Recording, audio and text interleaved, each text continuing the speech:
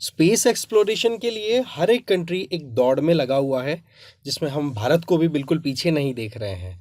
पिछले साल ही आपको पता है चंद्रयान 3 की लैंडिंग हमने सॉफ्ट लैंडिंग करवाई थी मून के साउथ पोल पर। और ये अपने आप में माना जा रहा है कि ये पहली लैंडिंग थी जो कि मून के साउथ पोल पर, जो कि अर्थ से विजिबिलिटी में भी नहीं आता, वहाँ पर ये अपने आप में एक बहुत बड़ा काम इंडिया की तरफ से हुआ। और उसके लिए हमारी तरफ से जो हमारी स्पेस एजेंसी है इसरो, उसने बहुत बढ़िया काम किया। अभी के टाइम पे देखा जाए तो आने वाले कुछ और प्रोजेक्ट्स भी हैं। जैसे आपने नाम सुना होगा, नासा अपना 2026 में एक मिशन भेज रहा है मून पर, ठीक है, लूनर मिशन, जिसका नाम है आर्टेमिस। इसके अलावा चाइना है, वो भी प्लान कर रहा है कि मून के सदर्न पोल पर जहाँ पर आइस के कुछ एविडेंसेस देखे गए हैं, तो बोलो वहाँ पर हम फ्यूचर सेटलमेंट बनाएंगे।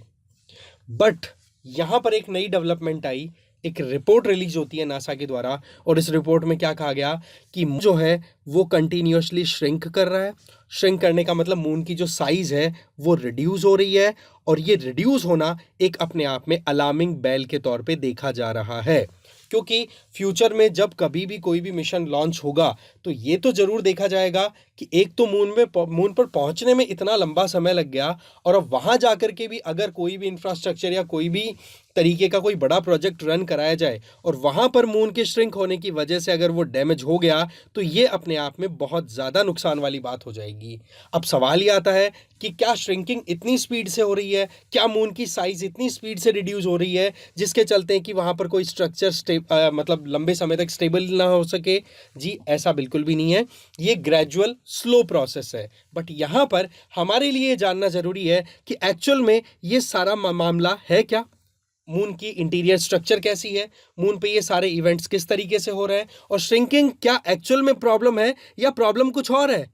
हम यही जानने की यहाँ पर कोशिश करेंगे डिटेल में, तो बने रहिए लास्ट तक। देखो, ये जितने भी मिशंस लॉन्च किए जाते हैं ना, एक तरीके से स्पेस एक्सप्लोरेशन या लूनर मिशन के, तो उनके पीछे कई कारण तो ये हैं कि देखो, सबसे इंपॉर्टेंट तो ये होता है कि रिसोर्स एक्सप्लोरेशन।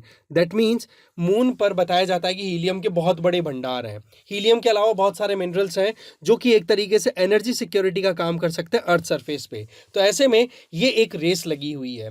फिर इसके अलावा एक पॉइंट ये भी बताया जाता है कि कल को ना अर्थ के ऊपर कोई ऐसी सिचुएशन आ जाए जिसके चलते कि लाइफ को कंटिन्यू करना बड़ा मुश्किल हो जाए, तो एक ऑल्टरनेट के तौर पर मून पे सेटलमेंट्स बना दिए जाए, जिससे कि इंसान वहां पर जाकर के रह सके, और फिर जब अर्थ सरफेस पे एकदम प्रॉपर एक तरीके से थोड़ा सा माहौल सेटल हो, मान लो कोई भी डिजास्टर आई वो थोड़ी सेटल हो, तो आकर के वो अपनी रिहेबिलिटेशन या फिर कहें कि अपनी रिवाइवल की तरफ आगे बढ़ सके। इस तरीके के प्रोग्राम भी सोचे जाते हैं। और एक ये कि चंद्रयान फर्स्ट जो हमारा गया था वो एक ऑर्बिटर था। ऑर्बिटर का मतलब मून के चारों तरफ चक्कर लगाने वाला।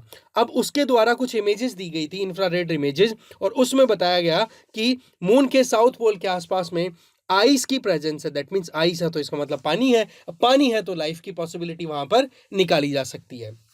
तो ये सारी जो चीजें थी, इन्होंने सभी देशों के लिए अपने आप में एक सवाल बनाए रखा। और कोल्ड वॉर पीरियड में तो यूएसएसआर और यूएसए के बीच में वैसे ही कंपटीशन हुआ करता था, वो किस तरीके से मिशंस लॉन्च किया करते थे। ठीक है, अब आप देखोगे यहां पर कि ये सारी जो इवेंट्स हो रही हैं और जो फर्दर डेवलपमेंट्स हैं, उनमें शिव शक्ति पॉइंट पे तो देखो हमने ऑलरेडी हमारी लॉन्चिंग कर रखी है। नो डाउट रशिया ने भी अपनी लॉन्चिंग की थी, ठीक है ना, हमसे पहले। जब हमारा चंद्रयान 3 लॉन्च हुआ था वहां पे रक्षाबंधन के आसपास में, आप देखोगे कि वहां पर रशिया की तरफ से भी प्रोजेक्ट भेजा गया था, बट वो फेल हो गया था। बट चंद्रयान 3 सक्सेसफुल हुआ।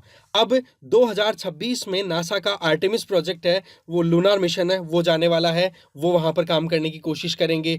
इसका भी टारगेट है वही चांद का दक्षिणी ध्रुव, ठीक है, साउथ पोल ऑफ मून। इसके अलावा चाइना फ्यूचर सेटलमेंट की प्रोग्रामिंग कर ही रहा है। पर सवाल ये आता है कि यहां पर जो हम बात कर रहे हैं कि मून जो है वो श्रिंक कर रहा है, क्या ये पॉसिबिलिटीज आगे फिर बाद में कुछ अच्छा आउटकम दे पाएंगी? तो यही चीज यहां पर हमारे लिए या फिर जो साइंटिफिक कम्युनिटी है उसके लिए बहुत बड़ा सवाल बन के आ रही है। क्योंकि न्यू स्टडीज का ये कहना है कि मून जो है उसका इंटीरियर ग्रेजुअली कूल डाउन हो रहा है। देखो, मून के इंटीरियर की पहले हम बात करते हैं।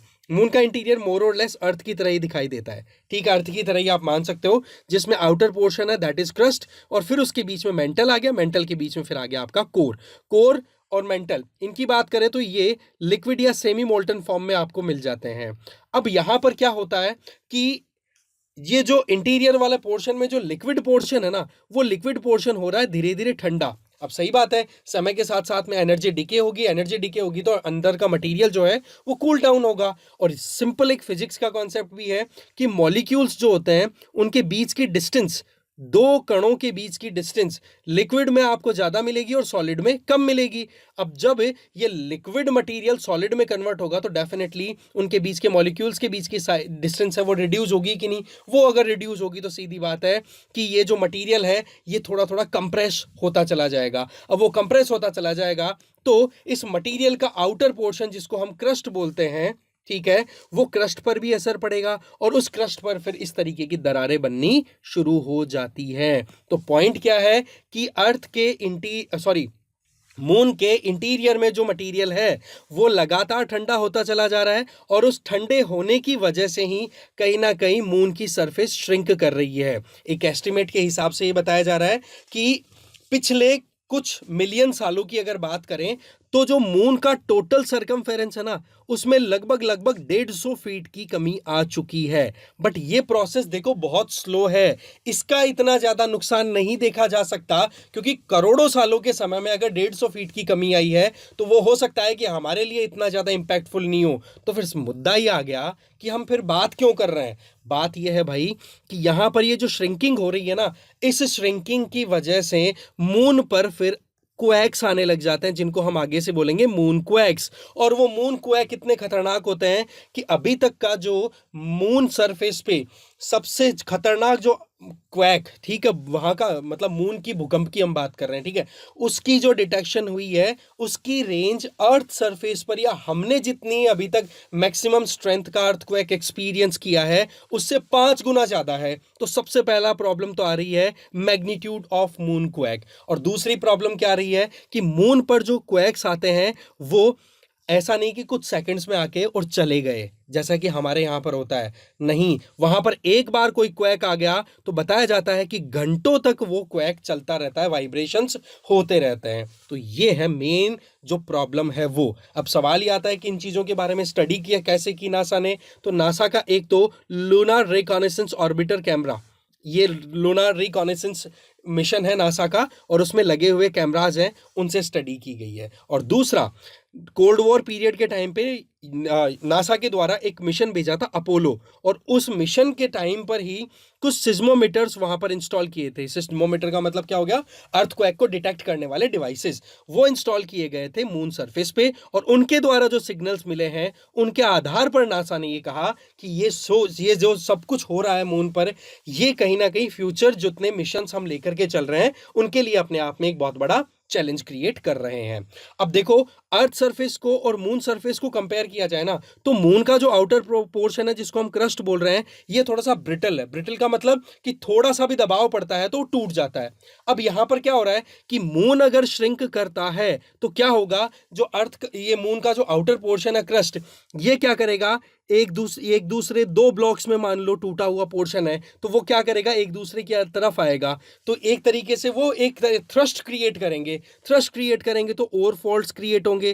कहने का मतलब ये हो गया कि मून के श्रिंक करने से डिफरेंट फॉल्ट्स क्रिएट होंगे, फ्रैक्चर्स क्रिएट होंगे, उनकी वजह से वाइब्रेशंस क्रिएट होंगे और वही वाइब्रेशन मून क्वैक होते हैं जो कि लंबे समय तक चलते हैं और उन वाइब्रेशंस की वजह से और फॉल्ट्स क्रिएट हो सकते हैं। तो ऐसे में एक चेन रिएक्शन जो है वो चल पड़ती है और जिसके चलते बड़ी बड़ी स्टैब्लिशमेंट्स हैं वहां पे डैमेज हो सकती है। अर्थ सरफेस पे तो देखो हमने इस तरीके से कई फॉल्ट्स आपने देखे होंगे इमेजेस में, बट मून पर ये देखो ऊपर से ली हुई इमेज है, इस वजह से हमें केवल एक छोटी सी लाइन दिखाई दे रही है, बट एक्चुअल में ये अपने आप में बहुत ज्यादा खतरनाक साबित हो सकती है फ्यूचर मिशंस के लिए। अब देखो ये तो सारी हमने नेगेटिव नेगेटिव बातें कर ली, पर सवाल ये है कि क्या इसमें कुछ पॉजिटिव भी है। जी बिल्कुल पॉजिटिव भी है। सबसे पॉजिटिव इसमें क्या है कि देखो, मून पर जितने भी मिशंस एक्सप्लोरेशन के लिए भेजते हैं तो उनको वहां पर स्टडी करना पड़ता है कि मून की सब सरफेस, दैट मीन सरफेस के अंदर की तरफ कौन कौन से मिनरल्स हैं, क्या उसकी कॉम्पोजिशन है, उसकी स्टडी करना। बट मून अब अपने आप ही इस तरीके से फॉल्ट्स क्रिएट करता चला जाएगा तो आप खुद समझ सकते हो कि मून के इंटीरियर वाला मटीरियल है उसकी स्टडी करना भी बड़ा आसान हो जाएगा। तो ऐसे में एक हेल्प भी मिलेगी कि मून के मिशंस को हम आगे किस तरीके से और सक्सेसफुल बना सकते हैं। फिर पॉइंट आता है लास्ट में कि आप ये बताइए कि ये जो कुछ भी हो रहा है इसके पीछे कौन से फोर्सेस काम कर रहे हैं। देखो, एक फोर्स तो मैंने आपको ऑलरेडी बता दिया है कि मून में जो कूलिंग हो रही है उस कूलिंग की वजह से कंप्रेशनल फोर्स जो है वो काम कर रहा है, जिसकी वजह से क्रस्ट जो है वो एक दूसरे से कोलाइड कर रहा है, क्रस्ट के दो पार्ट से एक दूसरे से कोलाइड कर रहे हैं, जिसके चलते वहां पर वाइब्रेशंस क्रिएट हो रहे हैं। और कुछ साइंटिस्ट का ये भी मानना है कि अर्थ का जो टाइडल फोर्स है उसकी वजह से भी, अर्थ का जो अट्रैक्शन फोर्स है उसकी वजह से भी कहीं ना कहीं मून पर इस तरीके के इवेंट्स अभी देखे जा रहे हैं। सो द पॉइंट इज कि क्या थी ये मून की श्रिंकिंग, क्यों हो रही है, और इस श्रिंकिंग की वजह से एक्चुअल में जो अर्थ को वहां पे जो मून क्वेक्स हैं वो ज्यादा खतरनाक साबित होते हुए दिखाई दे रहे हैं।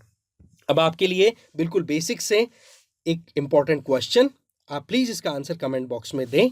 आई होप आपको ये वीडियो बहुत अच्छा लगा होगा। इसी तरीके से हम नई इंफॉर्मेशन के साथ में नई वीडियो के साथ आगे मिलते हैं। Thank you.